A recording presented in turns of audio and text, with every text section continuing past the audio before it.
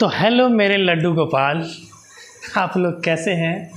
उम्मीद करता हूँ आप लोग बहुत ही मस्त होंगे, मगन होंगे। तो चलिए आज का जो क्लास है हम लोग शुरू करते हैं। आज का क्लास है चैप्टर नंबर 3.1, जिसमें हम लोग आज ग्राफीय विधि पर चर्चा करेंगे और ग्राफीय विधि से कैसे सवाल बनाते हैं उस पर हम लोग चर्चा करेंगे।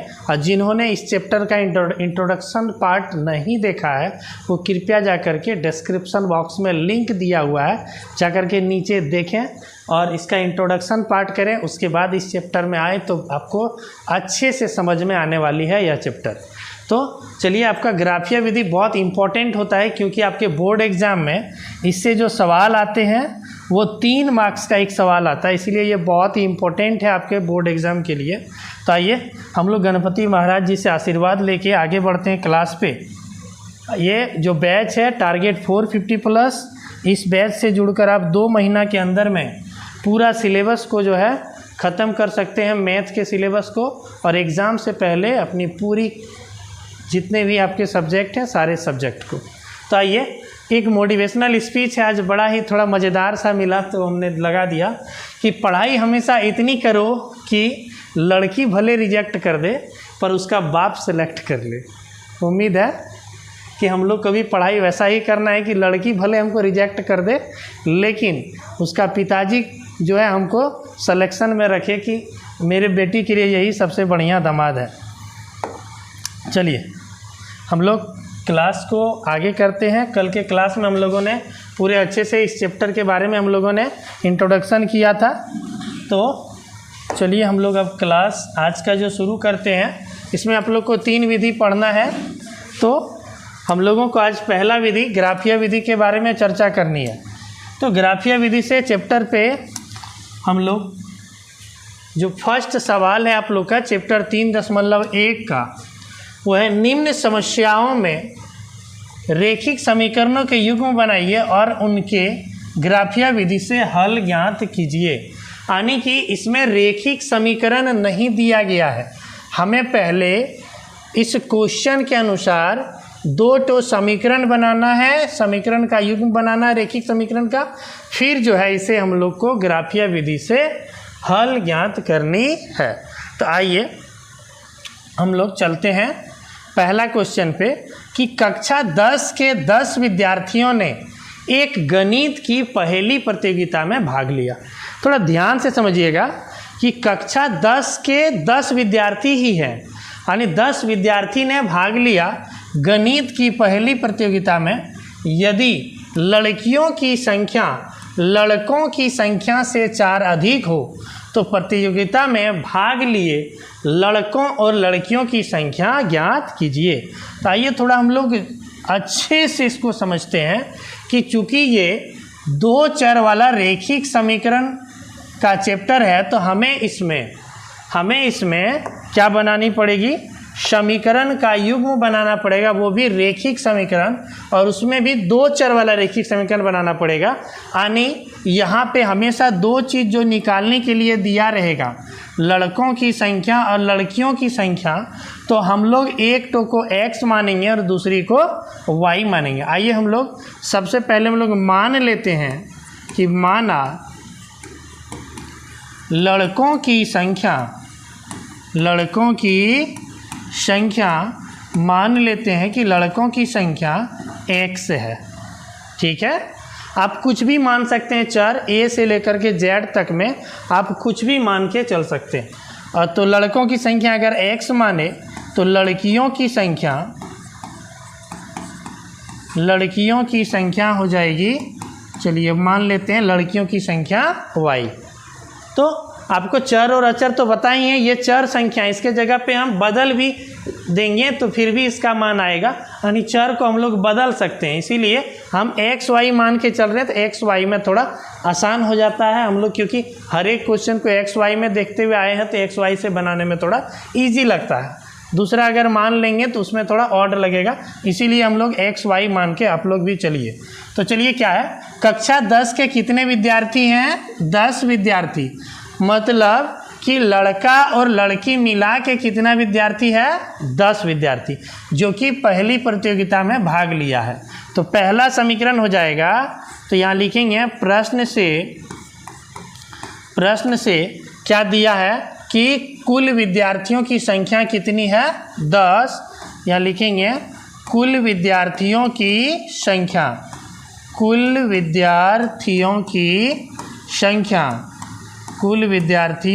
संख्या दे दी गई है, ये है संख्या में 10, है ना। और कुल विद्यार्थी कैसा हो जाएगा, लड़का प्लस लड़की, जितना लड़का का संख्या है और जितना लड़की का संख्या है दोनों को जोड़ देंगे तो टोटल विद्यार्थी हो गया, यानी x + y बराबर 10। एक समीकरण ये बन के तैयार हो गया। ठीक है, आगे अब हम लोग पढ़ेंगे कि यदि लड़कियों की संख्या लड़कों की संख्या से 4 अधिक है, मतलब क्या समझे कि जो लड़की की संख्या यानी लड़की जो है लड़का से अधिक है, कितना अधिक है, 4 अधिक है, तो दूसरा समीकरण बनेगा पुनः, लिखेंगे पुनः चूँकि लड़कियों की संख्या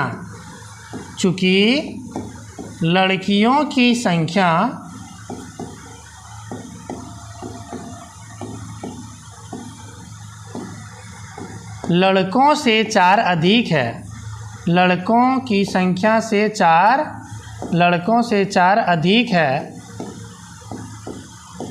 इसीलिए हम कह सकते हैं कि लड़की की संख्या y माइनस लड़का की संख्या x बराबर 4। ये होगा या नहीं होगा, थोड़ा समझिए इसको। कि सबसे फर्स्ट समीकरण तो आप लोग समझ गए होंगे कि लड़का और कुल विद्यार्थी 10 है, तो लड़का प्लस लड़की बराबर 10, ये तो इजी है। थोड़ा यहाँ पे थोड़ा समझना है कि लड़कियों की संख्या अधिक है किससे, लड़कों से। कितना अधिक है, लड़कियों की संख्या लड़कों से 4 अधिक है।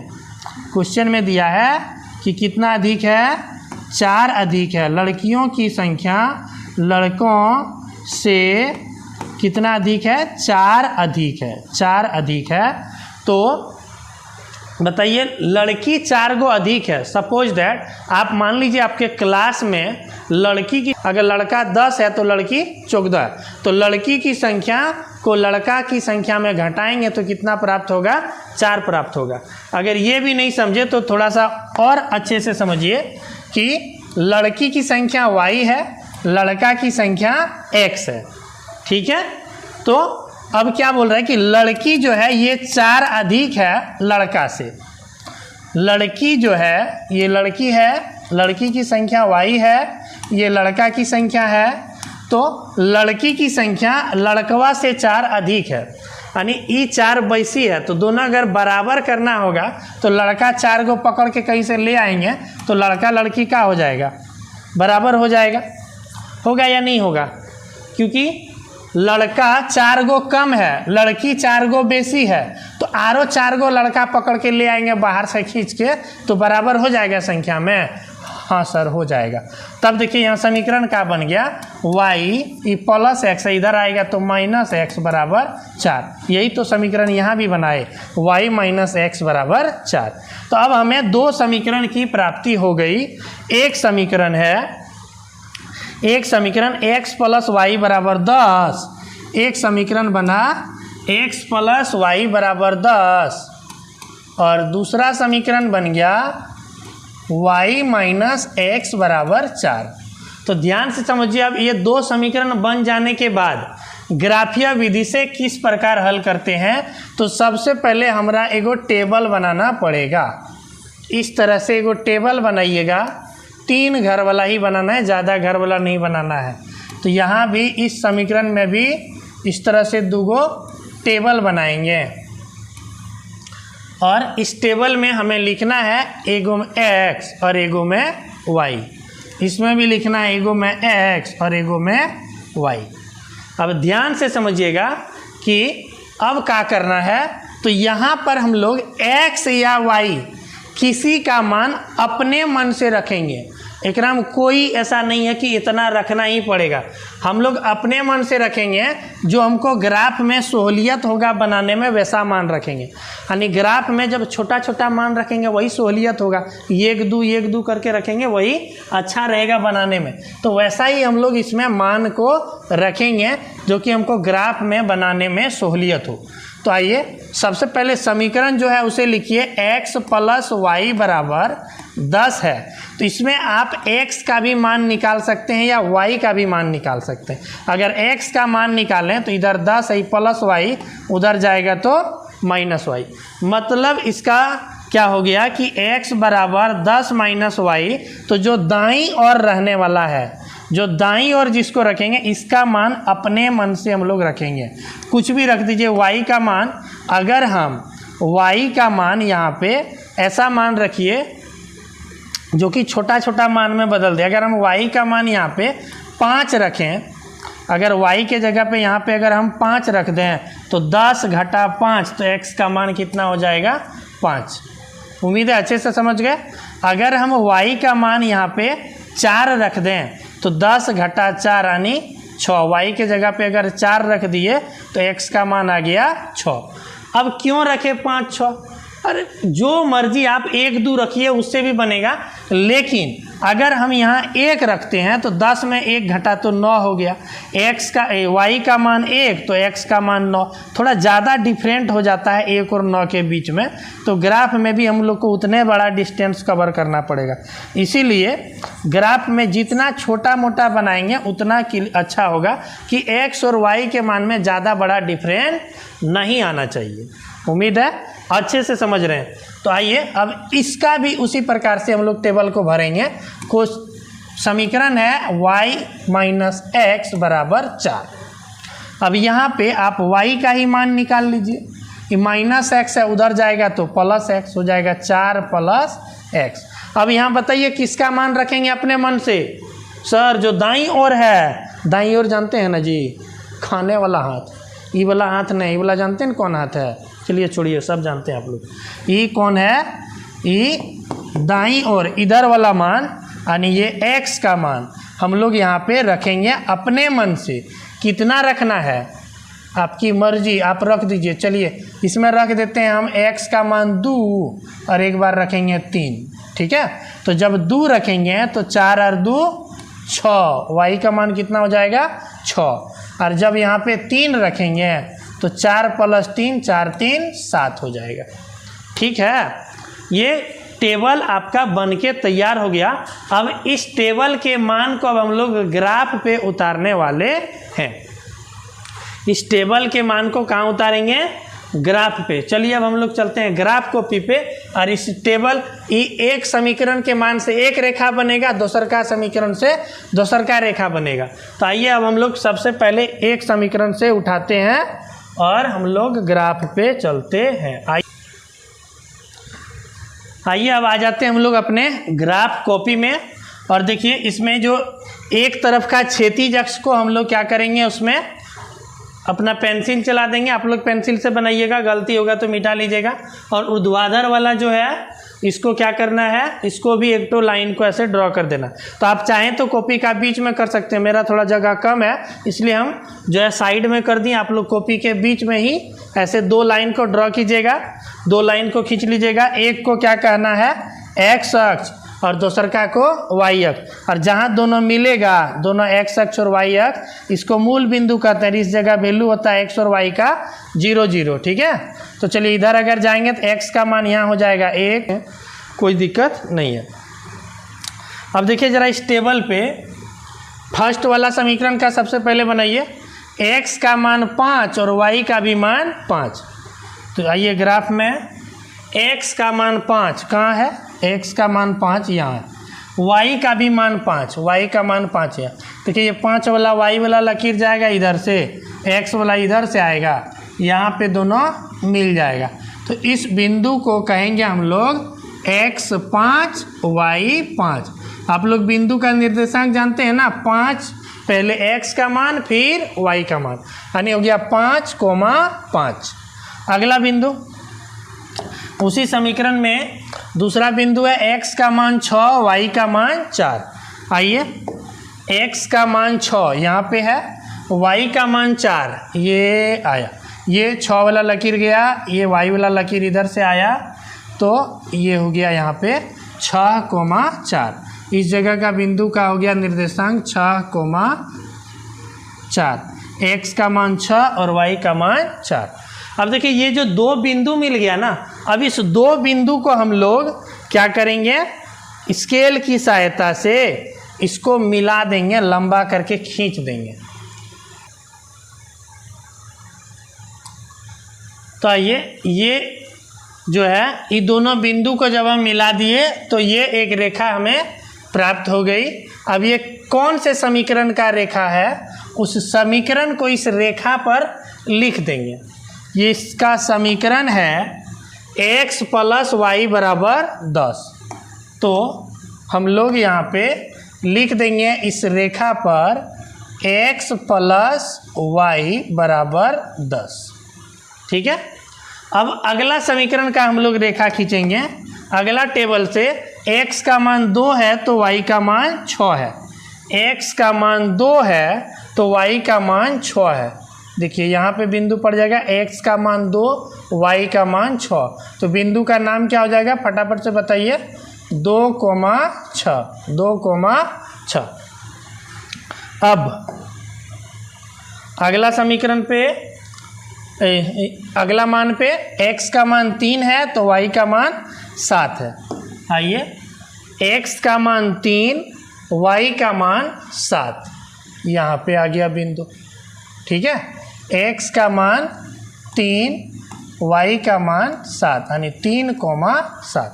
अब ये दोनों बिंदु जो अगला वाला समीकरण से निकला, ये दोनों को मिला दीजिए स्केल की सहायता से। ये हमने अगला रेखा को मिला दिया। तो अब देखिए, और इस पर ये किसका समीकरण है, तो y - x = 4 का इस रेखा पे लिख दी। और अब ये देखना है कि ये दोनों रेखा किस बिंदु पर एक दूसरे को प्रतिच्छेद किया। तो ध्यान से देखिए, इस जगह पर x का मान 3 है और y का मान 7 है, तो हमारा आंसर हो गया x = 3 और y = 7। तो अब हम लोग x किसको माने थे, तो x सर हम लोगों ने माना था लड़कों की संख्या को। तो लड़कों की संख्या हो गया 3 और लड़कों की संख्या हो गया 7। दोनों का योग 10 है, तो 3, 7, 10। और लड़की लड़का से 4 अधिक है, तो लड़की 7 को, लड़का 3 को, 4 को अधिक है। ये तो हम जो क्वेश्चन बनाए ये ग्राफिया मेथड से, ये बिल्कुल ही सही है। तो इस पे हम लोग लिखेंगे, क्या लिखेंगे, लड़कों की संख्या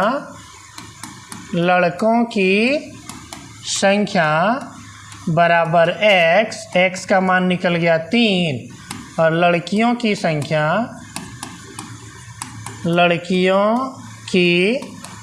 संख्या माने हैं y, तो y बराबर निकल गया 7। तो यही 3 और 7 क्या हो गया, आंसर। तो इस प्रकार से आपको बोर्ड एग्जाम में बनाना है, तब आपको जो है कुल मिला करके आपको कितना मार्क्स मिलने वाला है, 3 मार्क्स। तो आइए अगला क्वेश्चन पे, 5 पेंसिल तथा 7 कलम का मूल्य 50 रुपया है, जबकि 7 पेंसिल और 5 कलम का मूल्य 46 रुपया है। एक पेंसिल का मूल्य और एक कलम का मूल्य ज्ञात कीजिए। तो हम लोगों को जो दो चीज़ दिया है निकालने के लिए, इसको 2 4 हम लोग मान लेंगे। कि पहला मानेंगे, माना एक पेंसिल का मूल्य मान लेते हैं x रुपया है, और एक कलम का मूल्य मान लेते हैं y रुपया। ठीक है। अब क्या बोला है, 5 पेंसिल और 7 कलम का मूल्य 50 रुपया है। तो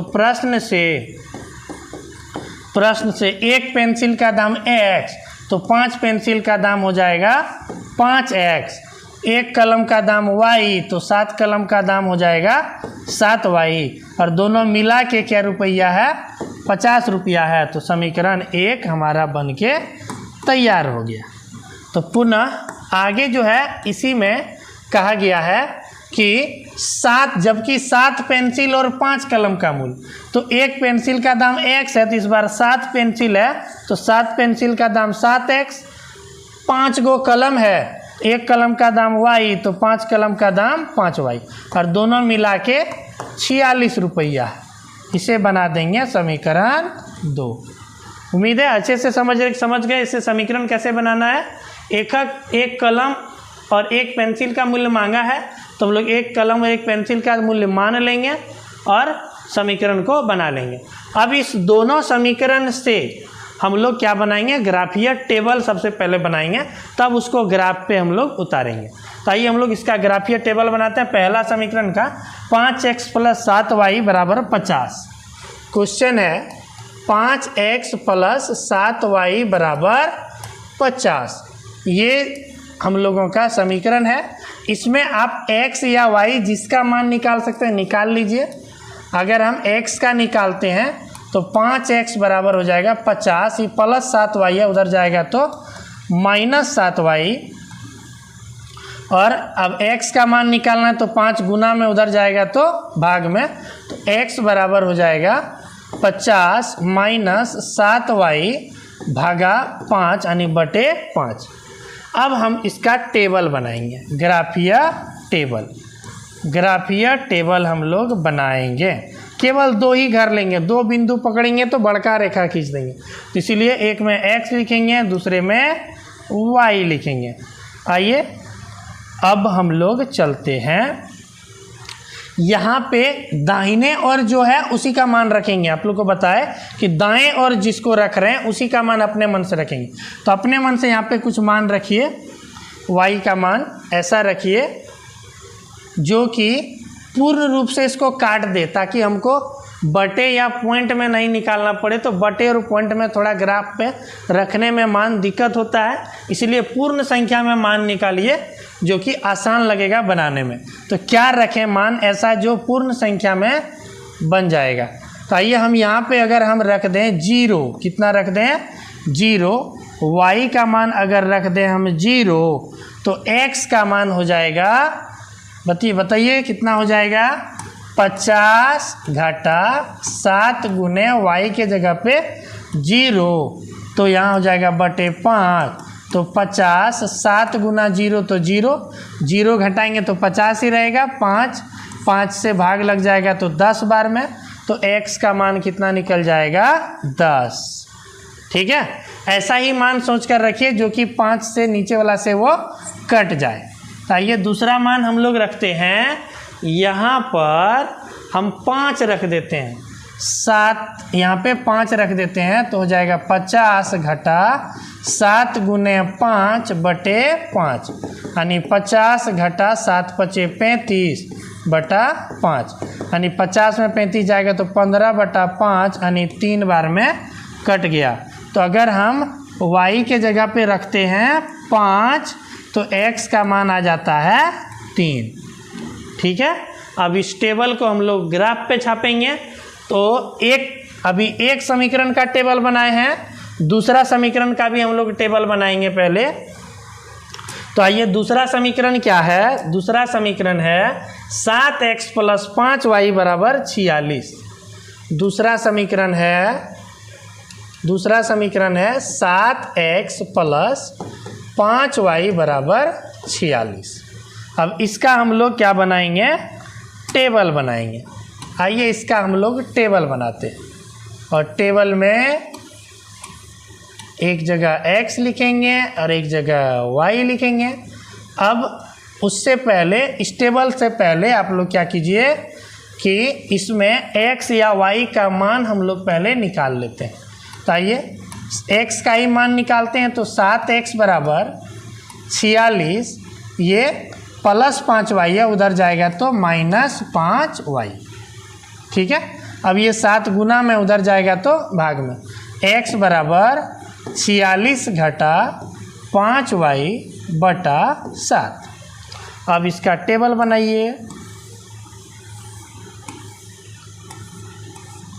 एक में x लिखेंगे, दूसरे में y लिखेंगे। अब मान रखते जाइए। किसका मान रखेंगे यहाँ पे? y का। ऐसा मान रखेंगे जो कि 7 से कट के पूर्ण संख्या में आ जाए, ताकि बनाने में हमको बहुत ही आसानी होगी। तो कौन सा मान रखें? अगर 0 रखते हैं तो 46 ही होगा, 7 से नहीं कटेगा।